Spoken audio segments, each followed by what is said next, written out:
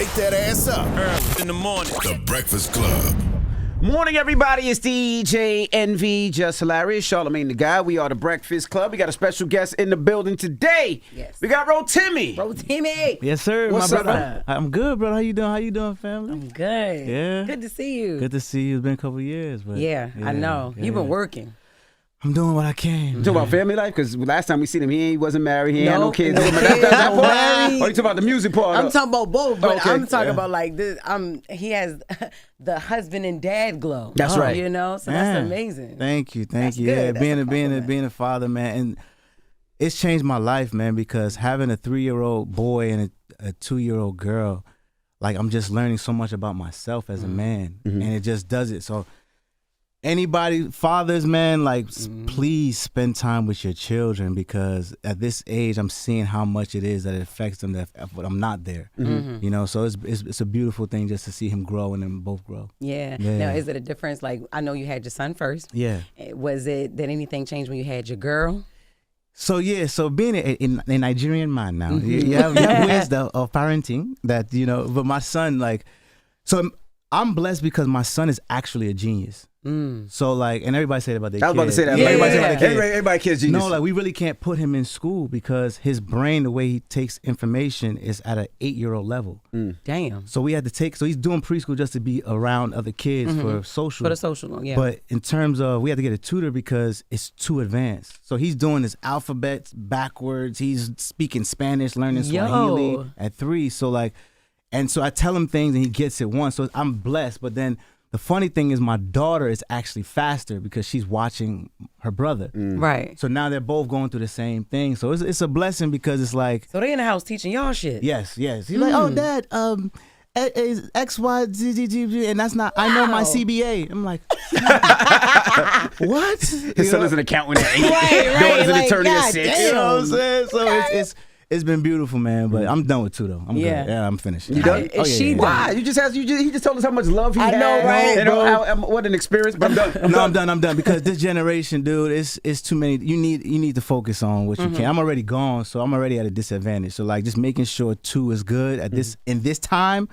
Then yeah, I think that's enough for me personally. Yeah, That's what I said at first too. And then you had kept Now I going. have 6. He had 6, I had yeah. 2. I had 2 at first. I got a 23. She just turned 23 yesterday. A 23, Wow. a 21. Yeah. And then we waited like 10 years. Yeah. And now I got a 11, a 10, a 8, Wow. and a 2-year-old. Wow. I love being a father. Like being a father is it keeps you young. It keeps you on your toes. Yeah. It just it keeps you hungry as well. And, Absolutely. And I enjoy it. Now your wife said that after 2 days of meeting you, Yeah.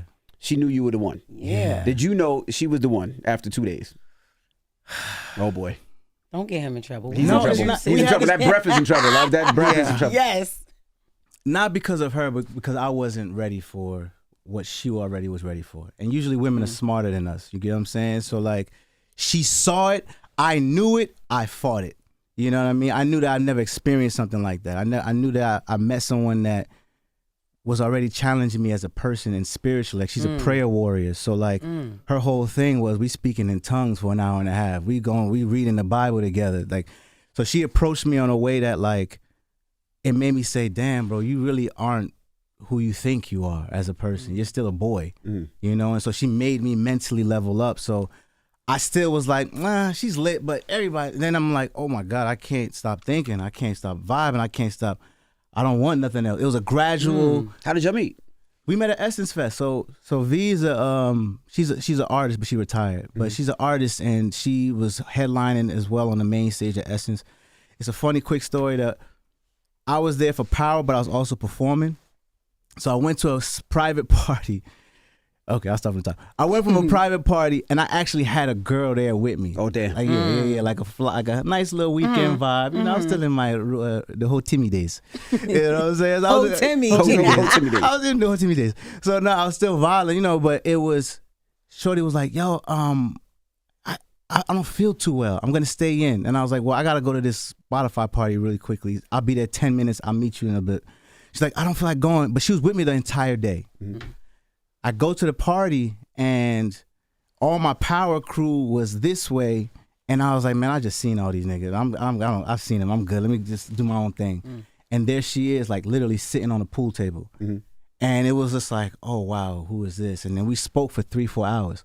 So the illest thing that I did that I feel like changed the trajectory of our relationship was the fact that she was like, look, I really want to get to know you. I think you're super lit. Let's see each other tomorrow. And I said, honestly, like, I have somebody here. I don't want to cross ties. I don't want to play you like that. Wow. Yeah. I don't want to put you in a situation where you view me as this guy. So let me handle this first, and then we can link, when there's no distraction. Yeah. So she remembered that, because I know if she would have met me doing this, she would have been thinking forever that like anybody's like that, And so that's how we met, and we've been together ever since. And she wasn't living in the States at the time; she was in Tanzania. So she flew out, and the rest is history. So the young lady that you left in the hotel, I was sick. I was raised. She must feel sick. Oh my God! I know she might be like, why you put why too I much gotta on be the time sick on that that day? sick? Why I gotta be sick? Why you gotta go out and leave me? It could have been a headache from her drinking too much. Why you It gonna say coulda. you left the sick girl in the room and you went to go beg somebody You else? know what I'm saying? It was crazy. So but- how was that conversation with her? Because now it's like, Yeah. if you wasn't sick, you could have been the one. Yeah, I don't even know she could have been the one. Okay. Yeah, but she was dope. But again, I wasn't in that mindset of anything. I just met someone that made me say, oh, Gotcha. this is different, bro. Don't lose this. But I do respect how you told V, like, Yeah. I'm here with somebody and I don't even, I don't want y'all to cross ties. I love that. And I feel like, again, like, the way you meet people sometimes, people never forget. Because then it starts being like, okay, well, you did this to me. Yeah. Oh, so then everything has always been integrity. Yeah. And so I wanted to start it off that way. And then I had the conversation with Shorty, like, look, like, this is a vibe. We cool. I had a good time. I think we're just going to. And she was like, yeah, okay, no problem. It was nothing. right. It wasn't deep, so. How long were you together with your wife before you actually asked the question? A year and a half. And how did you know? Because nowadays, I feel like people wait a lot longer because they want to make sure with, so many people talking about toxic relationships, so many people getting divorced. What say, this is the one and I want to do it now? He just said he was speaking tongues for 4 hours. that was it. Lord, yes. Nah, the illest thing that I've always done in my career personally is I've always trusted my instincts and I've always trusted my intuition. So I never second guess anything, and that's because I never took an acting class. I never took music lessons. It was always whatever. So this was no different, that I knew that it was, okay, this is the time. Oh, this is going to be it. This is how it goes. And I'm very in tune with God. So everything was just like, okay, this is who it needs to be, and this is who it is. So it was ordained, bro. I can't really tell you like, it was just like, this woman doesn't deserve to wait. You know what I'm saying? Yeah. Like, what am I doing? I already know. So why waste time? So what is the Rotimi prayer? They've been asking the prayers for Sierra. But once they hear this man, the way he speak about V, his wife, they're going to be asking for that prayer. Yeah. I want to know, how has being a husband and a dad affected your music? Like, did it change, make you want to sing different about different things? Or He keeps singing. He got like 19 songs. I know. But how does this impact your music now, the family life? Well, I'm able to make records that. So, for example, I have a song called "Bless," right, and it just basically says on the album, I have everything I need, and it's a mixture of Afrobeat with gospel. That's a one version. Then I have a version of, when I met her in essence, and I wrote from this perspective of, I don't need nobody else, it's you, and put it on some cool drums. So that love has been easy to transpire because it's transcribed because it's just naturally what's going on. And me and Punch, we did this whole project together, so my stories are easy to convey to my brother, and so we're able just to get these going. But as a father, like you said earlier, like before we even started, just being able to look in my kids' eyes and say, yo, like, I have no choice but to win, yo. Like, I have to do this. I don't have a regular 9 to 5 where I can clock in, do what I need to do, and go home. I have to earn everything creatively and think ahead. So when I look at him and he's happy and he's doing his alphabets backwards, I'm like, I gotta fund this. You know what I mean? And so that mindset has made me a even bigger hustler when it comes down to it. And I was going through a lot of mental mental moments where it was like COVID at the time, and then dealing with a woman who I genuinely love for sure, but postpartum is a monster that men don't really talk about, that we got to deal with as well. and being and giving and giving and giving. So I was going through so much at the time that music was my therapy. So that's why it took so long to make this project now, because one, I had to get myself right mentally, and then make sure my family was good, and then kill a lot of my bad habits of who I was before I go to the next stage now. Did you have to go to therapy? Yeah, I did. I tried it. What made you try it too?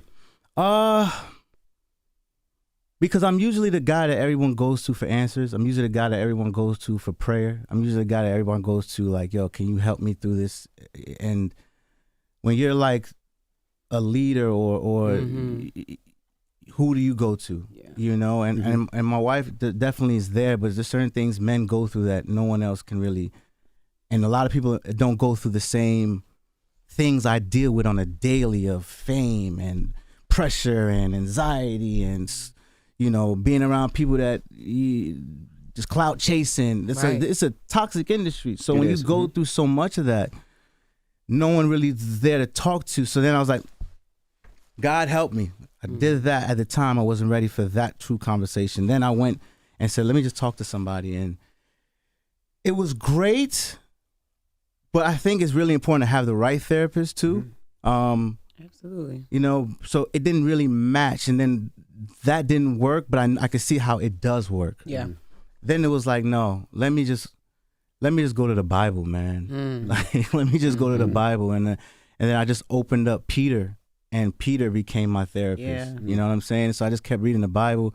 I read James, and like those two books changed my mindset and just gave me like the guideline of how to be a good man, a cerebral man. And so that changed my life, man. That genuinely changed my life. So therapy helped. It opened the door, but then I just used God and disciples as my therapist. Were you going through depression? Is that why you said I have to see therapy? Was it something that you was like, I need some help? Like, what got you to the point where it's like, I need this help? Was it anxiety? Was it?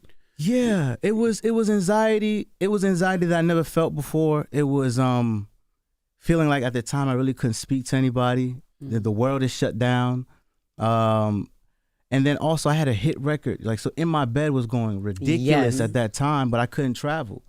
You know, so I couldn't promote it the way it needed to promote. So you're seeing it go viral, but you're like, damn, I can't even really do anything, you know? And so that also played into it, but then it was also just like, you're not able to move, so you're starting to see the bank account go a little, you know? And so you're just like, damn, I never felt this. I've always been good. And so being able to start viewing self-awareness, like, okay, why do I feel this way? What are my triggers?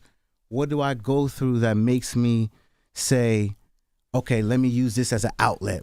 Who am I? Like, and I didn't have those answers at the time. And I was praying, but I wasn't as close to God as I am now. And it was just like, man, I just need to talk to another person, you know, with an unbiased, and just give me some advice. And I did it, and it was beautiful. It was just that I wish that, well, everything happens for a reason, but I could see how it works for people. And I just said, okay, you know, no more trying to tough it out. Why am I toughing it out when I'm hurting myself?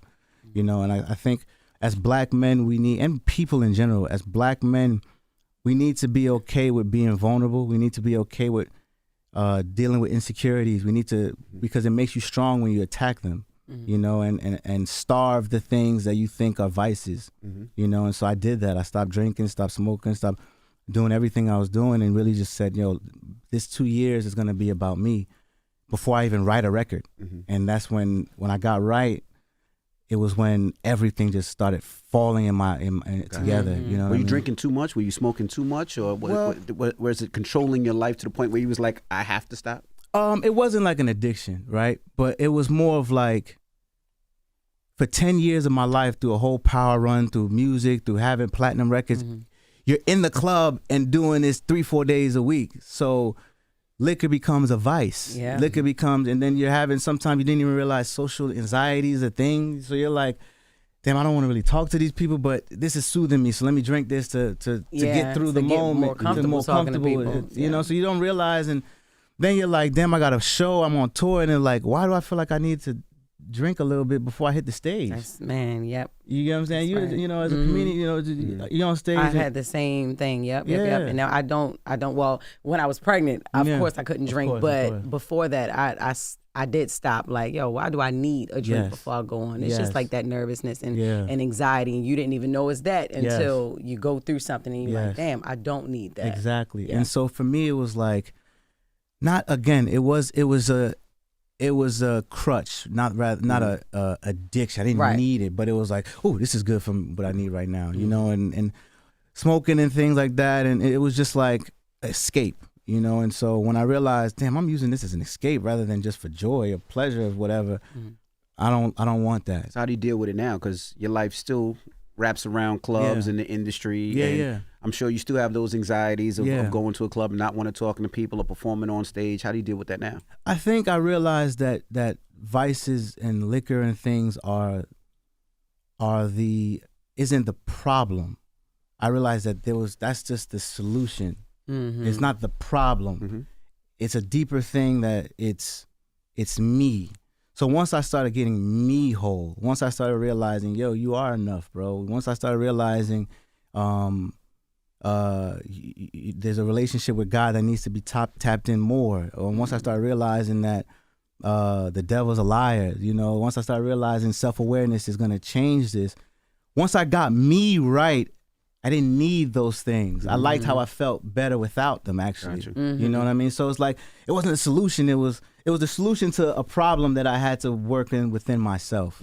You know, and so once I realized that, it took the power away from anything. You know, I didn't need validation even. And in this industry, you get so used to getting validated when you're lit. It becomes this is how I need to feel. It's a normal thing. So when you're not getting that at times, it's like, what's wrong with me? What changed? What happened? You know, and so even going through that, so just I tell my boys and I tell people, like, listen, man, it's okay to use these things as testimony, because more people are going through these things than not. You know, and so when you can see somebody who's just happens to be in a public space, I'm no different from you. You know, I just worked on myself. You know, I did the little things. And again, this is not to say an addiction. It's just I know that when there was an issue, I'd run to something, or you know, and so I just would make it where I didn't run to anything. I just ran to God, and I ran to myself and my family, you know, and so that was what it was. I love hearing that. You got the song Bestie. Yes, you sampled from the Lauryn Hill's Killing Me Softly. Did she need to hear that before you? Yes, she did. Yeah. How was it working with her? Even just letting her hear that. So Bestie is one of my favorite records on the album, and it's one of those songs that is divine, man. So Lauryn Hill went to my high school. Okay. So we all went to me, SZA, Lauryn Hill, a lot of other people. Dope. You know what I mean? And so is that where Angela Yee went to? Yes, as well. Yeah. So we all from that cloth, and it was amazing because full circle really quickly. I was a freshman when she came and did her Hall of Fame speech. So I was third row sitting watching her get her speech, and I'm like, man, I'm telling my boy, I'm like, yo, bro, like, I'm gonna do that, bro. And they don't really they give it like maybe every 10 years to somebody, you know? And I was like, I'm just gonna be me, bro. And there's like 4,000 people that go to our school. So the odds of it being you is not really likely. So, and I just worked, and I did the little things, man. And in 2018, I was inducted to my high school Hall of Fame. That's dope. Oh, you know what I mean? And I brought my boy who I told I'm going to do Told it. you, yeah. That is I what's told him, up. you know, and then, but also that same year, SZA was invited as well to the Hall of Fame. So she, and a lot of people don't understand that when we grew up, like, I was a ball player, singing, girls, popular kid, and she was like kind of like an outcast, you know what I mean, to herself, really didn't, and she'll talk about it. But I was always been like, yo, come hang out with us, come kick it with us, when everybody was like pushing her away, because we didn't understand the swag then. Like, she was swaggy like this then, you know. Oh wow, before her time. It was just different, you know, and it was like whatever. So it was dope to hear her, you know, acknowledge that in her speech too, that, you know, like, Ro took care of me when I was in school. But do you call her now? But like, yo, SZA, you remember when the whole school was against you? I need that verse. I know you charging about a medley right now. But remember your bro that held you down? Did you call and ask? Did you ask for this? But it's so dope because during the time that Love Rhythm was going crazy, In My Bed was going crazy, and then she called me and was like, yo, I love what you're doing. Let's get it. It's going. And then literally like 2 weeks later, her stuff started going berserk. And it was like, okay, hello, Solana. You remember that song that you said? It goes, there's a meeting in my bed. You know that one? So it was cool, but you have to respect it. Yeah. But sorry, so Lauryn Hill, she heard the record. Thank God for Empire to clear it, but she had to clear it first. Yeah. But I wasn't there when she heard it though. Okay. But yeah, from what I heard, it was love. And again, like having a legend, I've used her sample twice actually, from In My Bed. Oh yeah. And so it's always paying homage, and so that record doing well was really cool. But yeah, it's been a beautiful journey. Yeah. Beautiful journey. Speaking of In My Bed, do you ever feel pressure to match the success of Love Rhythm or In My Bed? As a competitor, yes. You know what I mean? As a dog, yes. But it's this moment, They're and but the thing is too, I was making those type of records, right, while I was filming Power, right? So the label would be like, yo, dog, you got 2 days to make a hit. Go to LA, do what you need to do. I was never able to comfortably make music like these other artists are able to do. Yeah. So thank God for the talent. I was able to go make a record, go back to set while I'm making the record, studying my lines in the booth. There's a meeting in my. All right, so Dre's supposed to. Okay, cool, got it. Like I'm doing that, and thank God it was able to go platinum. But at the same time, I never had the opportunity that other artists had. So now I was like, Ro, let me get yourself right. Take care of your family. This is a season that you're supposed to grow home, because when it goes crazy again, the foundation got to be solid. That's why you're sitting down, So then it was like, okay, but in the meantime, let's make the best music possible. So that's why this project took 2 years, because I wanted to make 18 In My Bed moments. You know what I mean? With this double album. And so I feel comfortable. I was able to take my time, visualize it. And the cool thing about it is that I was doing In My Bed and servicing my Afrobeat fans, instead of the R&B side would be like, yo, where's our record? And so now we were like, let's literally make a double album, 9 records Afrobeat, 9 records R&B. It's called In My Heart for the R&B side, In My Veins for the Nigerian blood. So you're getting the 2 versions of Rotimi, full album, and these are my life stories, But then it was like, yo, some people just like the acting side. So I was like, well, let's figure this out. Let's fund and pay for every music video to be shot. So we put money down. I put about $250,000 and make every video, and then the label was like, yo, we got 10 songs for you, bro. We can only do 10. I was like, nah, I don't want to do 10. I want to do 18. Well, okay, well, you got to pay for it. Paid for the other 8, paid the producer, paid everything. So it was like, again, I tell artists or people, man, like you have to invest in yourself. Like, you got to believe in yourself, because I know what this is going to do. I mean, you may not see it right now, but I know what this is going to do. So let me take this upon myself to make it happen with no questions. So they were like, we could do two videos. I was like, all right, cool. That's standard. This is great stuff. Thank you. You know what I mean? But no, we're doing 18. We're going to service it out for everybody to be able to have a moment with their song, because it's Rotimi acting as well. So you get in the R&B side, you get in the Afrobeat side, and you get in the actor, and I directed everything. You know what I mean? And so shout out to Beyonce, because I know Beyonce has done something where it's a double album, and but what we're doing differently is we're treating every song like a single. So the album drops, every song is out, but every 3 weeks you're gonna get a new video. So you're gonna be getting new content from the same project for about 7-8 months. This is the real definition of a body of work. A body of work. Yeah. I was like, yo, like if I'm not gonna come out and do everything that a regular artist go 2 weeks, they do promo and then you don't hear nothing and else. It's done. Nah, I worked too hard for this, yo. I put my life on this. I put $500,000 into this thing on my own. Yeah. It has to work. So we're gonna milk this, make it go, make the music undeniable. You're not a messy artist. You're not somebody that's gonna talk about somebody. Like I know, bro, I can get up here and have 3 strippers and put $1,000 on each of their ass and be like, it's up, what's up? Yeah.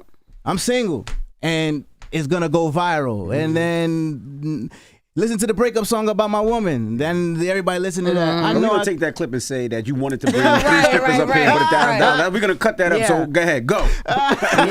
Yeah. But you know what I mean? I know I can do that. I know I can manipulate the system because it's what it is. People like that type of stuff. And you have done that before, because I was looking at an interview where you said it was 50's idea to say that you owe him money to keep the momentum of your records going. Yeah. So that's yes. So. Love Rhythm was number 1 at the time, and he was like, "Yo, bro, honestly, I got this idea, man. Like, okay, I got out my deal with 50. Was it a 1-album deal or? It was a 2-album deal, but I had one more, and I said, bro, I want to do this on my own. You know, I believe in this. And why did you want to get out? Did you feel like? No, I think at the time there was a lot. He had just fired everybody.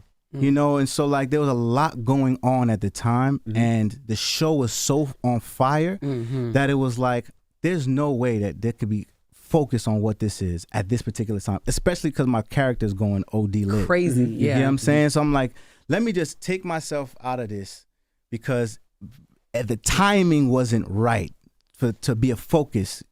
So I was like, let me just bet on myself. You know what I mean? And thank God for his love for me and his wisdom. He was like, look, I'll let you out, but you know, mechanically, you owe me $300,000 for the investment that I've put in it. So I had to pay him back mechanically. So from the sales of my product is how he'll get paid back, which is standard. You know what I mean? Yeah. So like, I didn't have to give him a $300,000 like this. Yeah. But over time, whatever records I do work with whoever I work with next, he gets that money.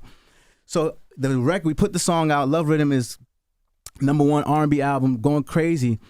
And he calls me. He's like, "Look, bro, I got this idea. I'm gonna say I don't like you. I'm gonna say I want to punch you in your nose. I'm gonna tell you I don't rock with you. What's in there? But the thing I'm gonna do is I'm gonna mention 25 times that how can this nigga not pay me when his album is number 1? So when he did that, the psychology of people is like, what am I missing? Wait, Ro got a number 1 album? Where? What's going on? And that's how it blew.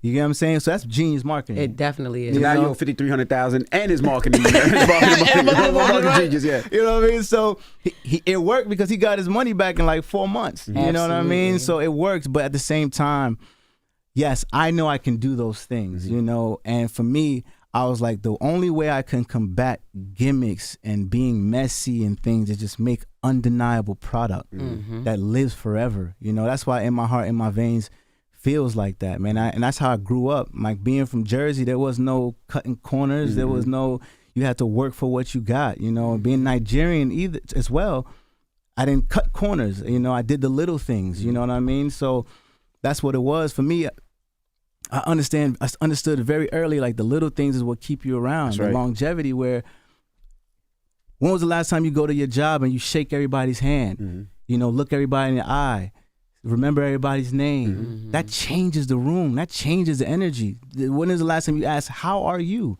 And genuinely listen. You know what I mean? Like, so whenever I carry those things, and those principles got me to where I am along with everything else, but those things people remember, you know. And so I was like, no, I'm not gonna cut no corners, you know. Let's do it. This is who I am. I am in a relationship. I do got kids. I am fly. I do make great music. I am an actor.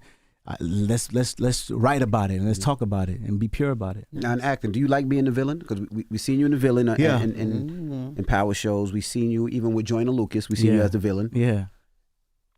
And sometimes I don't like you. Yeah. I'm telling you, I ain't like this man for a whole season. The Joyner Lucas made me. I'm like, I don't like Rotimi. Oh my God. And then I had to remember, I know this nigga. Like, no, that's not but like, it makes me not like him. Like, do you like playing the villain? Okay. Yes, but in doses now. You know what I mean? Like, when you play something like Dre, man, that's polarizing, bro. And like, I know what that. If I was just an actor, that would be the most amazing thing to deal with, of being like, damn, bro, you killed that. But I got a whole different other side, you know? So it made music 10 times harder, you know? Yeah. You know, because how do you have you got a #1 show as a villain, but then you got a #1 record as R&B and love. So it's like you made me so mad on Power. I ain't even want to listen to you. Exactly. Like, nah. Exactly. But then when it come on, it's just like, yeah. You know what I'm saying? Yeah. So like that made it tougher. So I had to get over. I had a conversation actually with Tyrese about it. Like, bro, how do you do this, man? Like that was a long conversation. I bet. I bet y'all just finished that shit. Damn.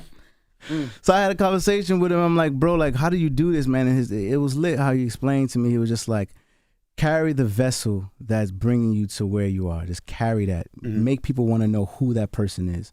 Kill that to the point where, yo, who is this Dre guy? And then be ready with what you have. That's the only way you can do both and be successful. So I took that, and Jamie actually said the same thing too. So it was like, oh, this is how y'all did it, you know? So when I got that information, it was body Dre and let people learn about Rotimi, you know? And so to answer your question about the villain, Joyner Lucas, I said no twice. Like I was like, really? Yeah. I was like, no. That video was dope. Like it's a dope concept, dope video. It was incredible. Why'd you finally say yes?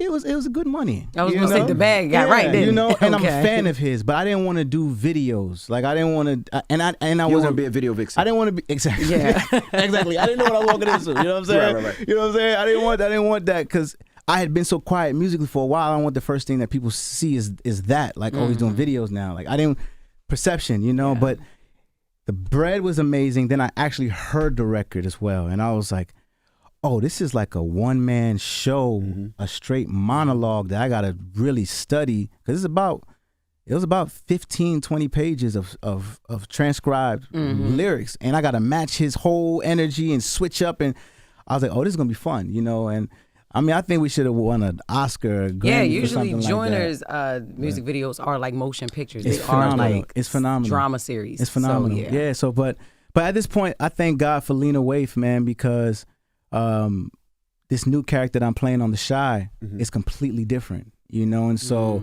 now I'm seeking roles that are completely the opposite way because there's so much more to me. I can do that easy. I grew up around a lot of Dre's, you know what I mean? I grew up around niggas like this all the time. So for me, it's just like, let's show the other aspects of who Rotimi is and all the ranges that I have. So the newest character on The Chi, and it's been amazing, man. We filmed season 7. Again, this goes back to just being a good person. Like, I met Lena 10 years ago at Sundance. Me and John Boyega did a movie, Imperial Dreams, and she had won for Dear White People. And energy was, yo, how are you? You're amazing. You're great. And she was coming up. I'm coming up. And we just stayed close and just making sure she was good. I still haven't seen Lena since 2014. Still. But every year I'm saying happy birthday, having this, sending gifts. She's sending me kids for my kids. She's sending me things for, you know, happy Father's Day, all this. So we love. Then she finally calls like, yo, I got a role for you if you want to come do an episode, you know, an episode or two. Are you working right now? I'm like, nah, I'm not. She was like, all right, cool. Let's come to Chicago. I got something for you. That's dope.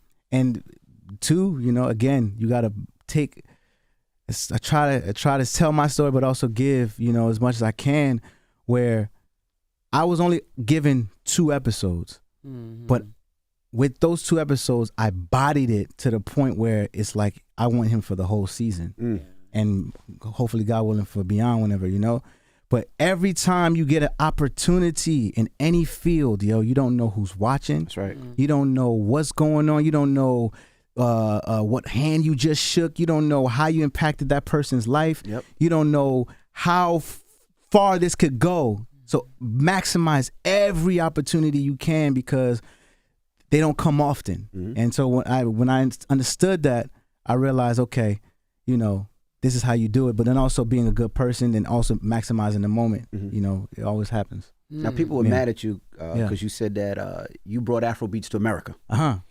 You still stand by that? Absolutely. But the way it was worded was crazy, right? So I was the first American Nigerian to bring Afrobeats to a place where Americans were able to digest it on radio, right?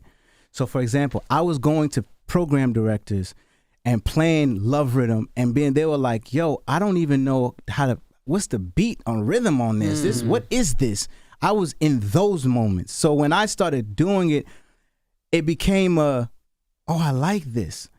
Also, doesn't mean that there weren't people before that were doing it and had moments. But because I am from here, and because it's relatable, because Mr. Butterscotch was doing what it needs, they're so like, and what I'm saying is digestible and understood, like, it felt inclusive. So it was a pacifier to start the movement here, not necessarily them bringing it, Wiz, and they were always lit, but in terms of the timing, Wiz then had the record with Drake. Then DeVito came out. So it was all the same time, but for me, it was, I remember going to program directors, they didn't even know what it was. And so now this record's going crazy, it becomes, oh, I like this. Oh, that's what it was. Yeah, okay. And then I came back with In My Bed. So it was like, oh, I was the only one besides really Chris Brown that's out here that's really doing it where it feels like, oh, it's a bridge. So I was, definitely would say I was the bridge in that. However, the Burners and Davido and Wiz and all them, yes, of course, it affected the world. But I remember going to those moments where they didn't hear the One Dance yet. They didn't hear the... I gotta ask, people were upset with Chris Brown, right? Well, not upset with Chris Brown, the Academy, because they were saying that Chris Brown is an American artist and he shouldn't be in the Afrobeats category. Right. What's your thoughts on that? I believe that he definitely should. Yeah, music is music. Music is music, bro. Like, that's what I'm saying. We get so crazy with this trying to box people into things. Like, is it an Afrobeat record? Yes. Is it one of the best Afrobeat records? Yes. So yes, he should be in the Afrobeat category. Yeah. And it goes the other way too, because last year Tyler won a Grammy over Sexy Red. Right? So it's like, if we can, you know what I'm saying? It's just still like a bridge. Like if Afrobeats can win over, win in the category where it's just, you know, what was that? I think it was like rap or new artist or something like that. Why can't Chris Brown win or even be nominated in the Afrobeats? Nah, music has no bounds, man. That's what makes it so beautiful. Like, music has no... That's saying, yo, you can't do this and you can't do that. Oh, you can't act and you can't sing. Oh, you can't be a host of a legendary show and then also be a DJ. You can't do this and be like, stupid. You just, no, I'm just dope. You know what I mean? And so that's why for us, it was like, let's spoon feed the people. This is an R&B album. This is an Afrobeat album. If we win records on this, then we win records. I mean, wars on this, then it's still the same project, but you put it where you want to put it, you know. And so that's how it was. But nah, definitely, Chris Brown is one of the greatest I've ever do it, bro. Like, only few people can do it and be believed. And I believe it, you know. And I feel like he's the only other one for real. Yeah. What is your favorite song on the album? Yo, honestly, fam, like, we've constructed this album to be where I can sit with you and figure out what kind of music you love, and I'll be able to tell you, like, these will work for you. I'll look at you and be like, yo, bro, what good vibe? Okay, these are your favorites. They're like my kids. I can't pick, you know, as my favorite, but there's no single, you know, everything is a single. So if you're like, bro, I love classic R&B, I got that for you. Like, yo, I love poppy feel, I got that for you. Oh, I love hip hop drums, I got that for you. So like, it's whatever it is, it's whoever I'm speaking to, we've tailor-made it that way. So your album is a candy store. It's everything. Whatever type of candy, chocolate, all that. Okay. Yes, I got the album of the year. I love that. I got the album of the year. He said it. I got the album of the year, genuinely. Well, let's get into a record off that album. The album is out today. Yes, sir. What do you want to get into today?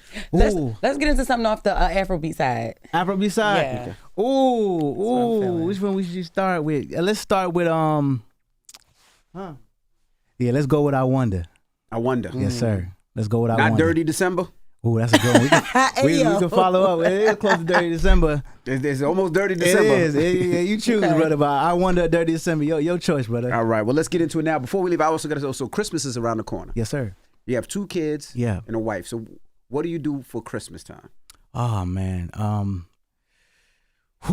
This is again. What traditions do you have in the household? Well, we're still figuring out the tradition. You know what I mean? It's a new one. You get what I'm saying? Yeah. So we're still forming it. So I personally, like, honestly, man, she's such an incredible human being that whatever she wants to do, if she's like, babe, for Christmas, I want to go home. Let's go to Tanzania. She says, babe, I want to just be in the crib and we all matching whatever. If you want to, whatever she wants to do is the routine, bro. Like, because she deserves that. Like, I I rip and run too much for me to make every decision. So if for her, it's like my love, what you want and whatever you want to do. That's the tradition. What's the so happy for him? Like, yo. What's the dumbest thing you've done as a husband or a father? When I mean dumb, like I'm the dad. Like I dress up in the Ninja Turtle suit for Halloween. I go to all the kids' school, embarrass the ish out of them. A couple years ago, I dressed up in a baby outfit with a pamper. Like I embarrass my kid. I love it. Like my kids be like, "There's my dad." But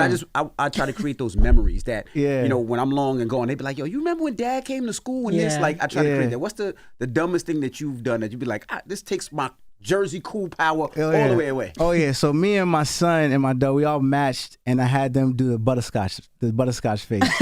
So I had baby butterscotch, and mini butterscotch. So like they have no idea what they just did.